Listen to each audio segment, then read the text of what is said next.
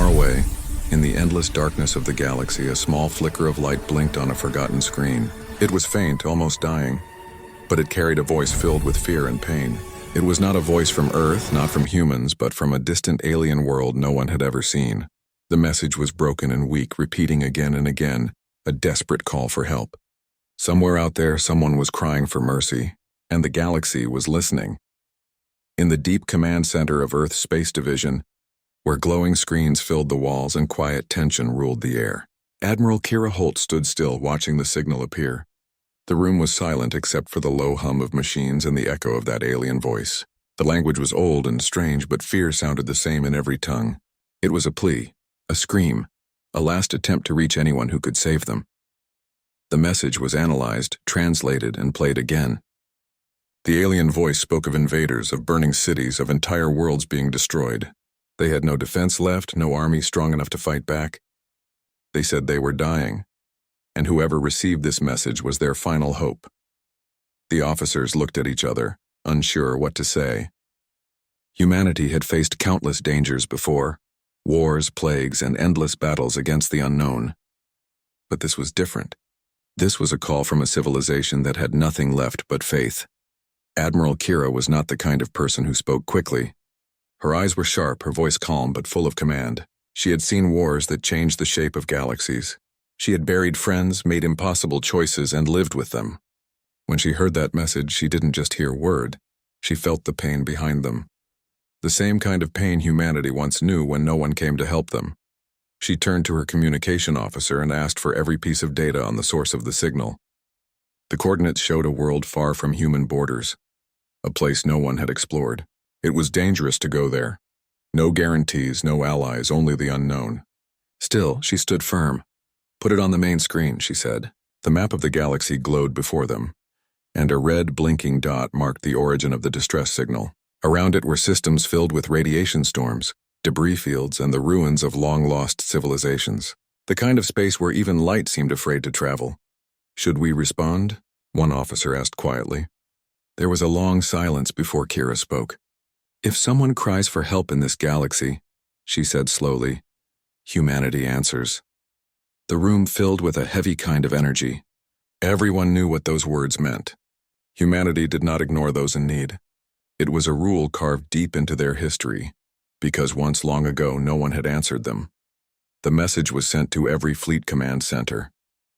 Across moon stations and star colonies, soldiers and pilots received the same order: prepare for deployment. The Deathworlders were moving. They were called Deathworlders by other species, a name given in both fear and respect. Humanity came from a planet filled with storms, diseases, predators, and dangers that most alien worlds couldn't imagine. Where other species evolved in peace, humans evolved in chaos. Their bodies, their minds, their hearts, all built to survive anything. To the galaxy, they were unpredictable, emotional, and sometimes too dangerous. But when the weak cried for help, those same dangerous humans became their only hope. The next few hours were a storm of activity. Commanders checked ship statuses, engineers rushed to power up engines, and soldiers prepared their gear. The hangars echoed with the thunder of metal as fleets came to life. Every ship bore the mark of past battles, scars from wars fought to protect others, memories of victories paid with heavy losses. Admiral Kira walked through the docking bay, watching crews work. Her long black uniform reflected the soft blue lights of the ships. Around her, soldiers saluted as she passed, their faces showing both pride and fear. No one spoke about what they might face. No one had to. They all knew that when humanity answered a call for help, it never came home the same. Kira stopped near a viewing window, looking out at the stars. They glittered like a million silent witnesses. Somewhere among them, a world was dying. She thought of the alien voice again. The trembling tone, the fear, the hopelessness. Maybe they were not like humans at all.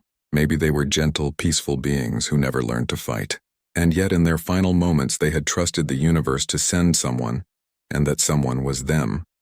A faint smile touched her lips. It wasn't joy, it was purpose. Humanity had always been like this. When danger rose, they stood up. When fear spread, they faced it. They were born from a planet that tried to kill them every day, and they had learned not just to survive, but to protect. Her second-in-command approached. holding a data pad. Fleet Alpha, Beta, and Delta report ready, Admiral. Titan shipyards confirm all dreadnoughts are fueled and armed. Estimated departure in 6 hours. Good, Kira said, her voice steady. Tell the captains this isn't a rescue mission. It's a response. We will find out who attacked them, and we will end it. He nodded, understanding the unspoken meaning. This was not a mission of mercy alone. It was a declaration. No one destroyed innocent worlds while Deathworlders still breathed. The signal kept playing in the background, a ghostly reminder of why they were going. It skipped and crackled with static, but one sentence was clear. Please, if anyone can hear us, they are taking everything. Those words echoed in every soldier's mind.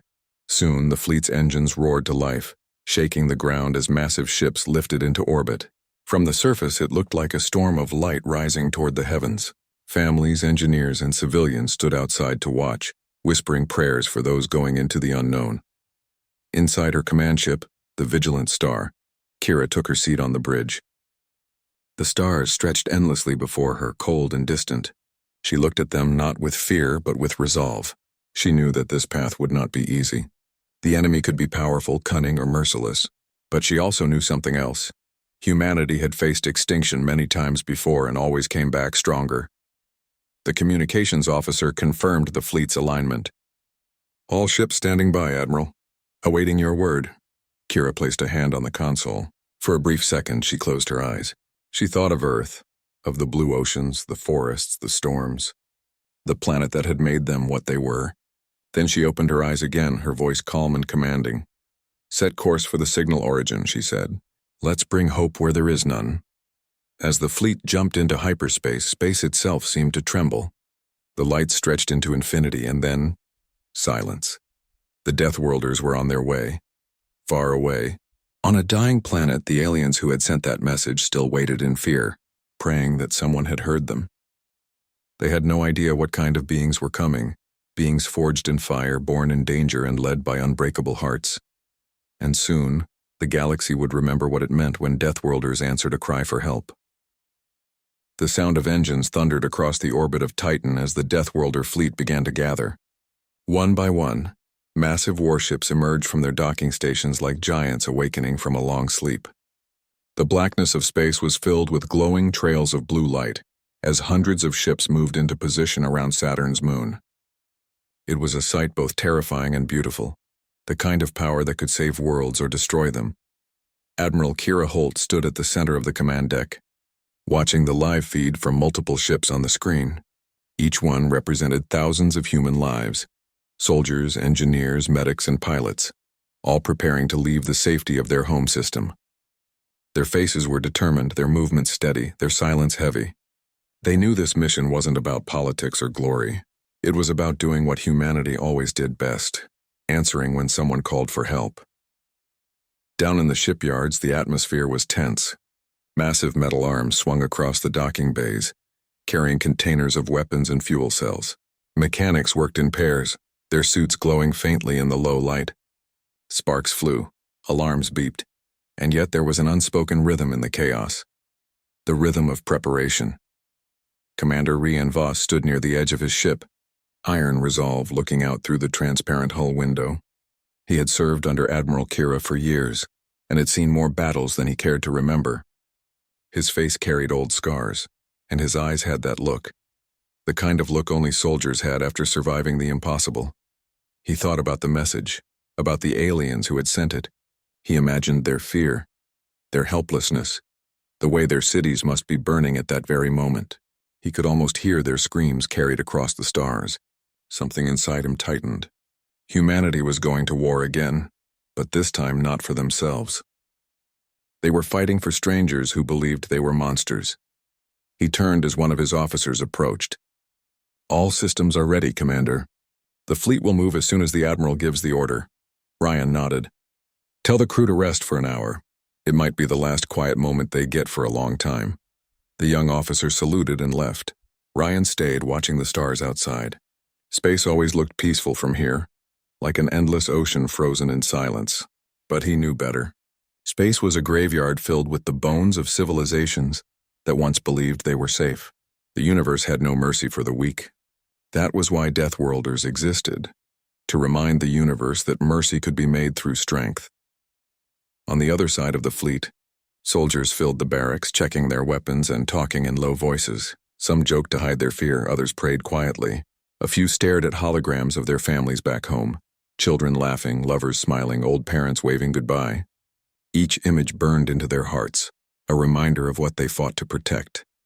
A female soldier named Lyra sat near her locker, cleaning her rifle with steady hands.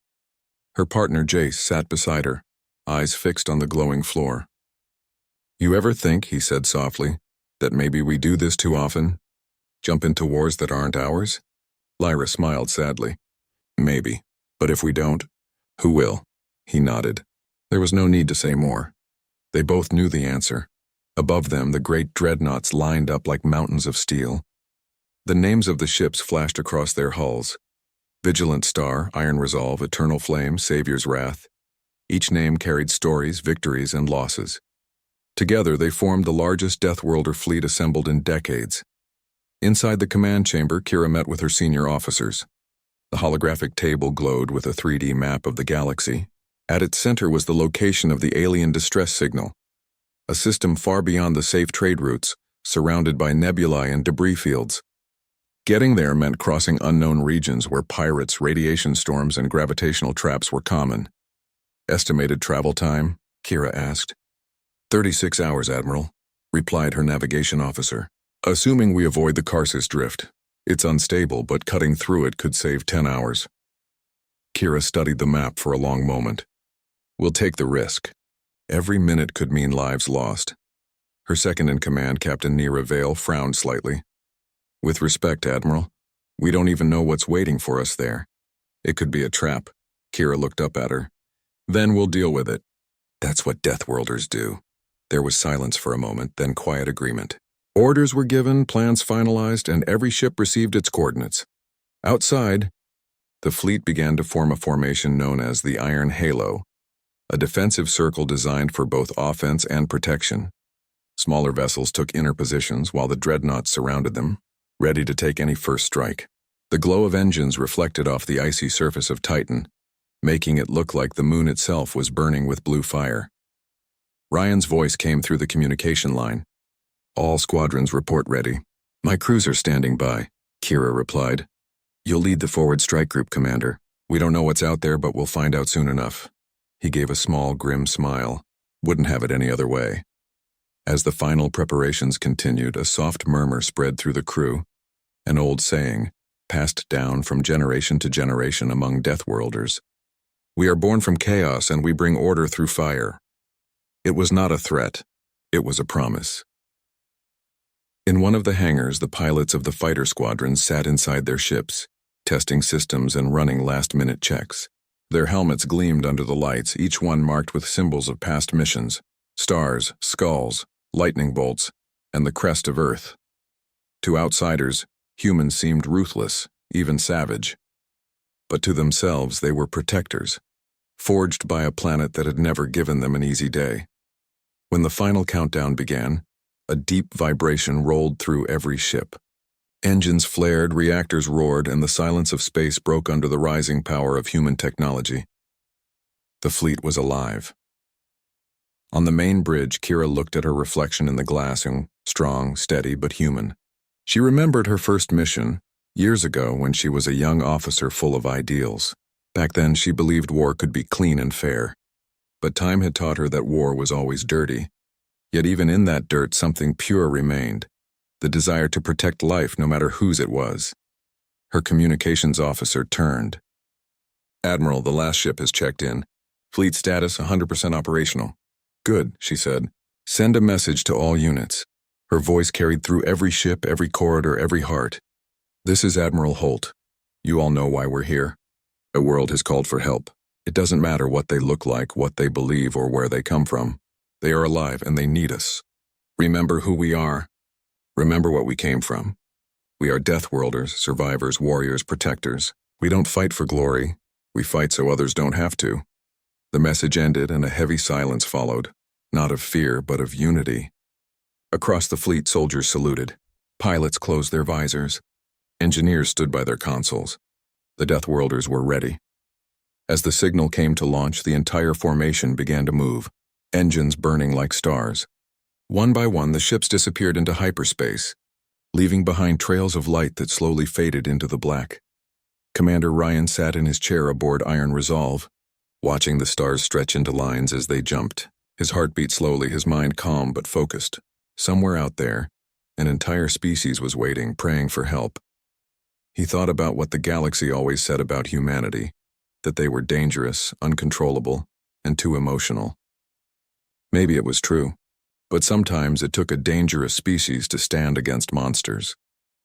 As the fleet vanished into the unknown, Kira whispered quietly to herself, "Let them call us ruthless if they must, but when they see our fire, they'll know it means hope." And in the vast darkness of space, the Deathworlder fleet continued forward, a storm of light and steel, carrying with them both the fury and the mercy of mankind. The Deathworlder fleet came out of hyperspace like thunder breaking through silence. One moment the stars were still and distant, and the next, hundreds of ships appeared at once, their engines glowing with fierce light. The view that met them was worse than anything they had imagined. The alien world that had sent the distress signal was dying. From orbit, the planet looked wounded. Great clouds of black smoke covered half of its surface. Fires burned across its continents, glowing like open wounds in the darkness of space. Oceans boiled in places where weapons of unimaginable power had struck. The once beautiful blue and green world now looked like a graveyard from above. Admiral Kira Holt stood silently on the bridge of her command ship, staring at the screen. For a long time, no one spoke. Even for Deathworlders used to chaos and battle, the sight was too much to bear. The scanners began sending reports. Cities destroyed, life signals faint, radiation spreading. There were survivors, but not many.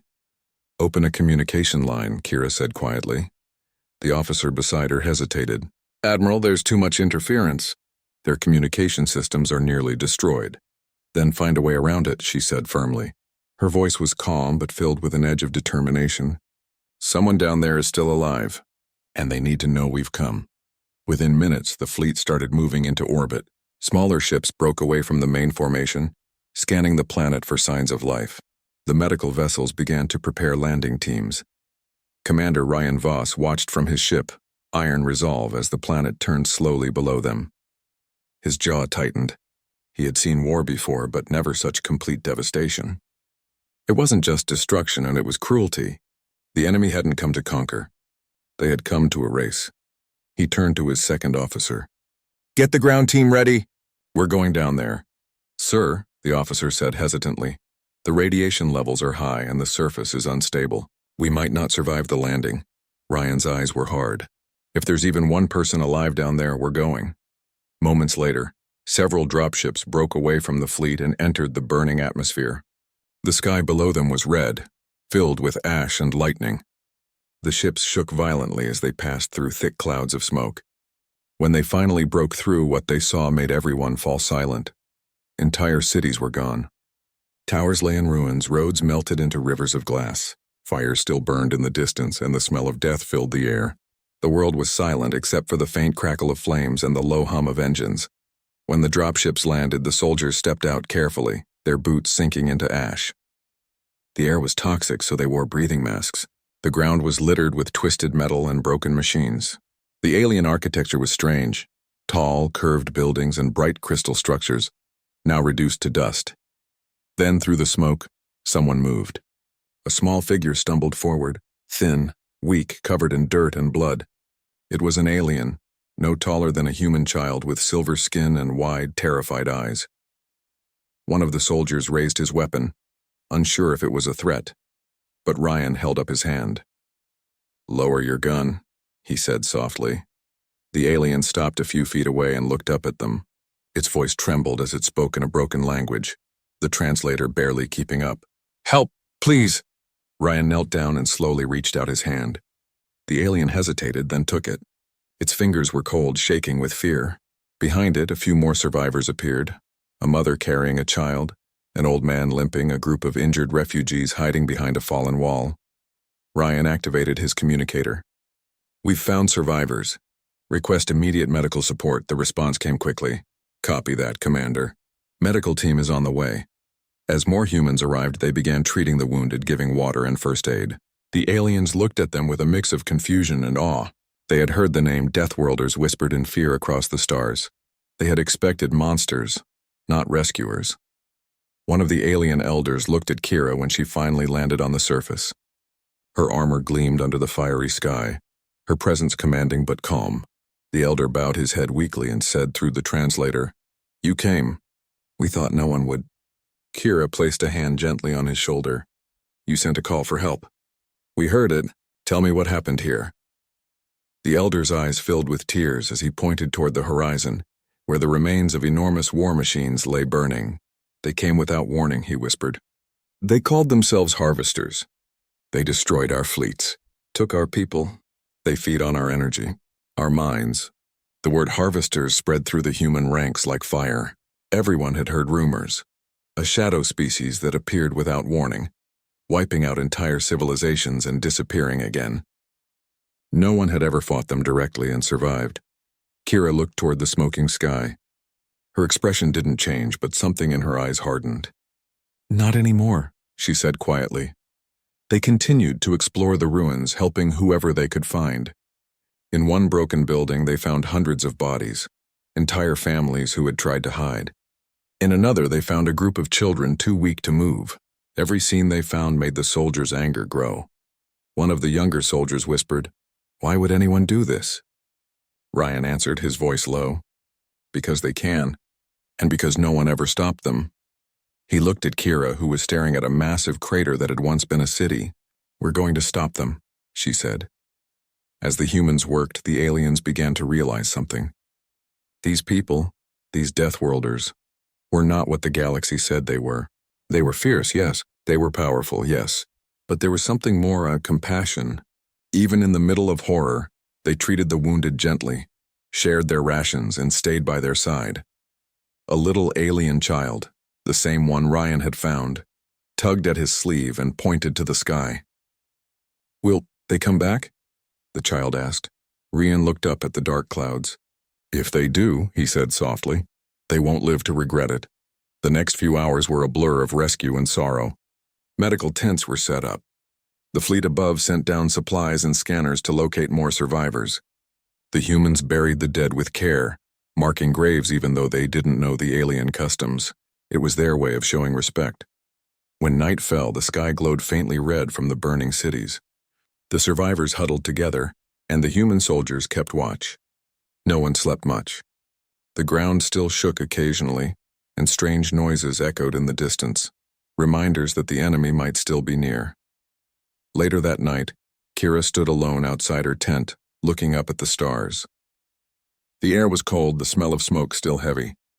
Ryan approached quietly. "We've done all we can for now," he said. "But the more we scan, the more we find signs of the harvesters. They left something behind, machines, maybe scouts." Kira nodded slowly. "They didn't just attack. They studied them. They wanted something." She looked down at the alien child sleeping beside a medic tent and felt a deep, quiet rage. Humanity knew what it was like to face extinction, to fight for survival when the universe seemed to have no mercy. And now another world had faced that same nightmare. "We'll find the harvesters," she said finally. "And when we do, we'll show them what it means to wake the Deathworlders." Ryan smiled faintly, though it wasn't a happy smile. "I almost pity them." Kira glanced at him. "Don't," she said. "They made their choice." In the distance, a broken alien transmitter sparked weakly, repeating the last fragments of the original distress message.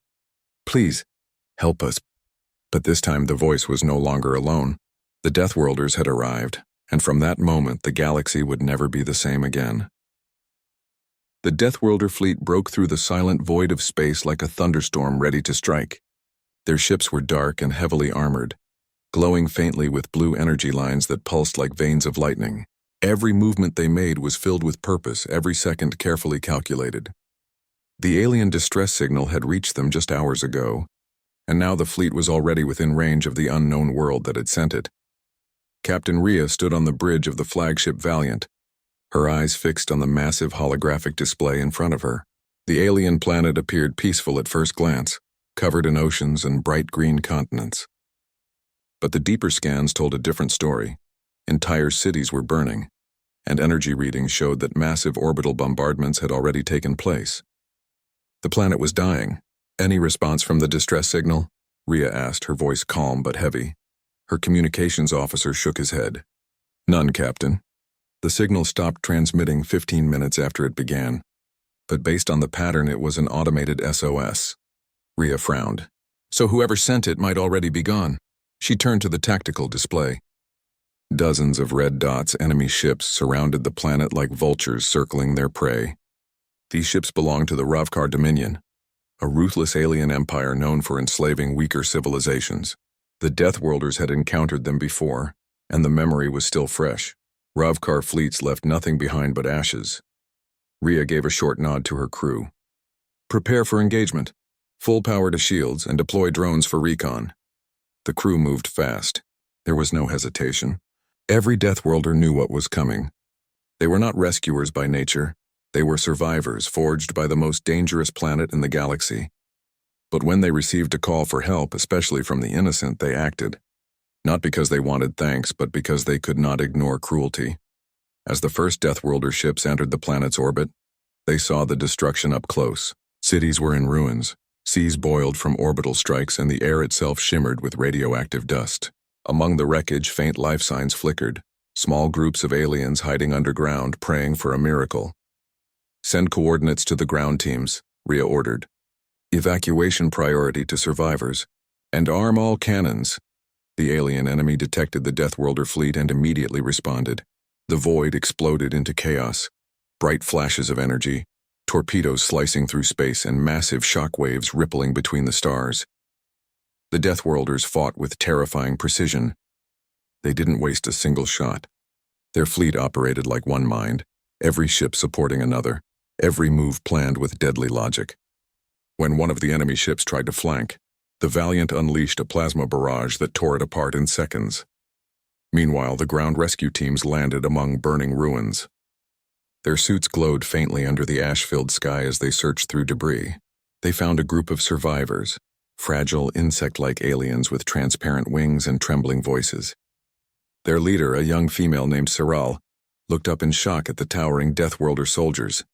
"You came," she whispered weakly, her voice filled with disbelief. A Deathworlder medic knelt beside her, offering water and a thermal blanket. "We heard your call," he said simply. "We don't leave people to die." Above them, the sky was filled with battle fire. The alien survivors could barely comprehend the scale of the fight. The Deathworlders were outnumbered 3-1, yet they fought as if numbers didn't matter. Each time an enemy tried to advance, they were pushed back with overwhelming force. Rhea's voice came through the communication link. "Evacuation ships inbound. Hold the perimeter until all survivors are aboard." One of the soldiers looked up and saw dozens of dropships breaking through the clouds, heading toward the ground teams. But just as they began loading the survivors, a massive explosion shook the sky. A Ravkar dreadnought had entered the system. The dreadnought was enormous, a floating fortress the size of a city. Its energy core glowed red, and its weapons could destroy an entire continent in one shot. The Deathworlder fleet regrouped immediately, forming a defensive wall between the dreadnought and the planet. Rhea knew what that meant. All ships focus fire on the dreadnought's reactor. Don't let it charge. The battle turned furious. Space itself seemed to burn as weapons clashed. The Deathworlder's ships were smaller but faster, weaving between the dreadnought's energy beams, hitting weak spots again and again. Still, the enemy's firepower was overwhelming. One Deathworlder cruiser was hit and torn apart, its wreckage glowing as it drifted silently into the void. On the ground, Siral and her people watched in horror and awe. For them, this wasn't just a rescue. It was witnessing gods of war fighting for their lives. A sudden blast knocked out the communications on the Valiant. Smoke filled the bridge. Rhea held onto her chair, shouting commands through the chaos. "Reroute power. Keep firing!" Her crew obeyed without question. Their shields flickered, hull temperature rising dangerously, but still, they didn't stop. Then came a voice over the comms, a deep, calm tone from Admiral Kale, commanding one of the other Deathworlder fleets. "Rhea, hold position. We're coming in from hyperspace." Moments later, the stars behind the enemy fleet tore open. Dozens of new Deathworlder ships emerged, engines burning bright, cannons already armed. The reinforcements hit the dreadnought from behind with a storm of plasma fire. The Ravkar tried to turn, but it was too late. The combined fleet unleashed everything: railguns, torpedoes, shock missiles, until the dreadnought's core overloaded. The explosion was like a newborn star. Light filled the entire system. When it faded, nothing remained of the dreadnought, but scattered fragments drifting in silence. The surviving Ravkar ships tried to flee, but the Deathworlders didn't allow it. One by one, they were hunted down and destroyed. Silence finally returned to space. The battle was over. Rhea leaned back in her chair, breathing heavily. Around her, the crew worked quietly, checking systems and casualty lists. Her eyes softened as she looked at the planet below. "How many did we save?" she asked. "Nearly 3,000 survivors, Captain," the officer replied, "including the one who sent the SOS. Rhea smiled faintly. "Then it was worth it." On the planet's surface, Siral stood near the evacuation ship's window, watching the Deathworlder fleet above. Her people had lost everything, their homes, their world, but they were alive. And they knew who had saved them. As the ship rose into the sky, she whispered a promise to herself. "We will remember them, the warriors who answered our cry." Back on the Valiant, Rhea looked out into the stars. The war was far from over, but for now, justice had been served. The Deathworlders had shown the galaxy once again that mercy and power could exist together. The fleet slowly turned away from the ruined planet, engines glowing as they set a new course. Behind them, the light of the destroyed dreadnought faded into the distance. In the cold silence of space, only one truth remained. When the Deathworlders answered a cry for help, they did so with fury, courage, and an unbreakable will that no darkness could ever defeat. The stars shone quietly in the distance as if they too were resting after the storm that had just passed. The Deathworlder fleet floated in the vast emptiness of space, silent but alive, their hulls scarred from the battle.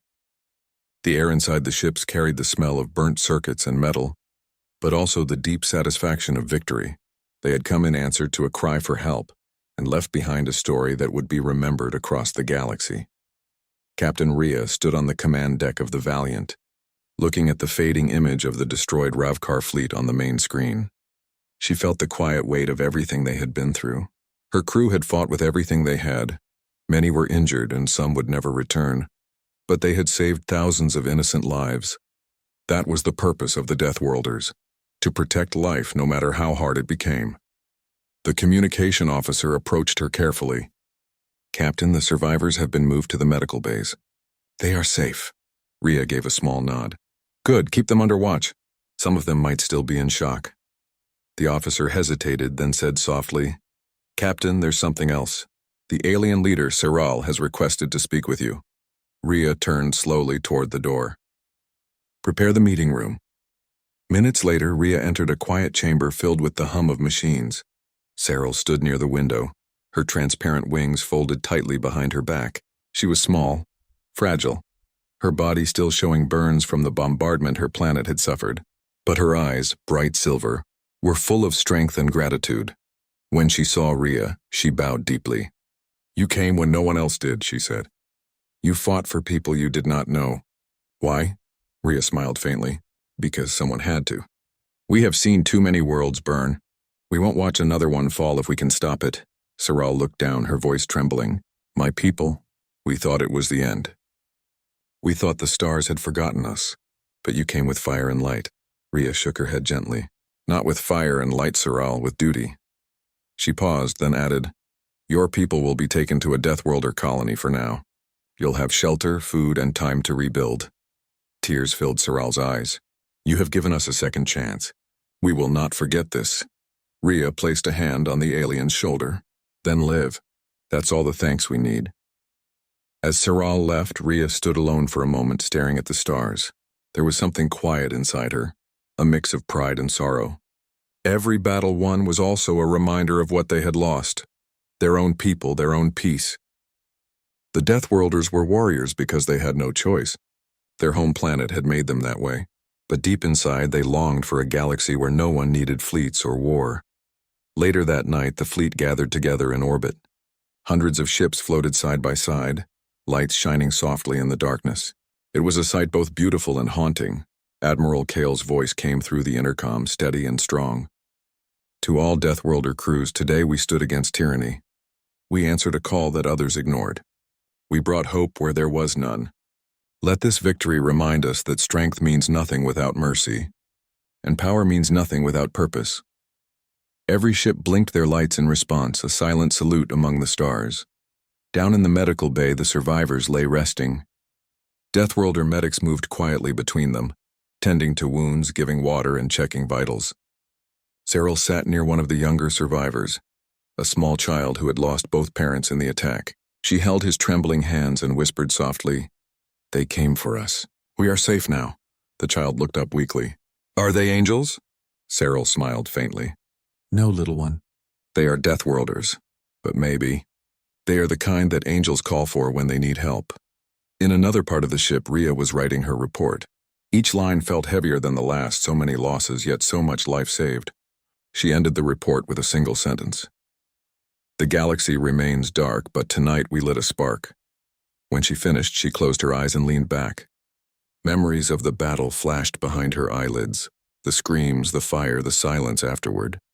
She thought of the crew members who wouldn't return, their names already written into the ship's memory core. For each one, she whispered a small prayer. The next morning, the fleet prepared to move again. The engineers worked to repair the damaged ships, and the medical teams continued to care for the wounded. But despite the exhaustion, there was a quiet energy running through everyone. They knew that what they had done mattered. As the ships aligned for hyperspace travel, Rhea stood on the bridge once more. "Set course for Bastion Station," she said. "We'll drop the survivors there and resupply." The stars stretched into long lines as the fleet jumped through hyperspace. The hum of the engines filled the air, a sound that always felt like both a song and a warning. Hours later, they arrived near a massive space station orbiting a red star. The station's lights welcomed them like an old friend. When the ships docked, medics and officers from the station hurried to assist. The survivors were taken into care, and for the first time since the attack, Siral's people stepped onto solid ground. As they disembarked, Siral turned back toward the Valiant. She saw Rhea standing at the ramp. Their eyes met one last time. Cyril placed her hand on her heart and whispered, "May your stars guide you, Captain." Rhea nodded with quiet respect, "And may yours shine again." When the survivors were gone, the fleet began its departure sequence. The space station faded behind them as they moved back into open space. Rhea walked toward the observation deck, where the stars looked endless. She spoke softly, almost to herself. "Somewhere out there, another world is crying. We'll be there." Her first officer, a calm and loyal man named Darren, stepped beside her. "Do you think the galaxy will ever change?" he asked. Rhea looked out, her expression unreadable. "It has to," she said finally. "Because if it doesn't, then all of this means nothing." Darren nodded slowly, understanding the weight of her words. Together they stood in silence, watching as the stars drifted by. Far away on a new world, Siral's people began to rebuild. They planted seeds in the soil of their temporary colony, built shelters and sang songs of gratitude. And every night when the sky turned dark, they looked up at the stars, hoping to see the glow of Deathworlder ships passing by. They told their children the story of the fleet that came when all hope was gone. "Remember their fire," Siral would say. "Remember that even in the coldest corners of space, there are hearts that still burn for justice." Back on the Valiant, the ship's systems came alive with a new signal, another SOS. The bridge lights turned red, alarms softly beeping. Rhea's heart tightened, but she didn't hesitate. "Set course for the coordinates," she commanded. Her crew moved instantly. The engines roared, and the stars stretched once more as the fleet jumped into the unknown. There was no rest for Deathworlders. Wherever there was pain, they went. Wherever there was oppression, they rose. Their name carried both fear and hope throughout the galaxy. To their enemies, they were the storm that never stopped. To the innocent, they were salvation given form. And as their ships disappeared into hyperspace, one truth remained clear. When the Deathworlders heard a cry for help, the universe trembled. Because it knew what was coming. A fleet driven not by conquest, but by a fierce, unstoppable will to protect. In the endless silence of the cosmos, their legacy continued, part fury, part mercy, all humanity.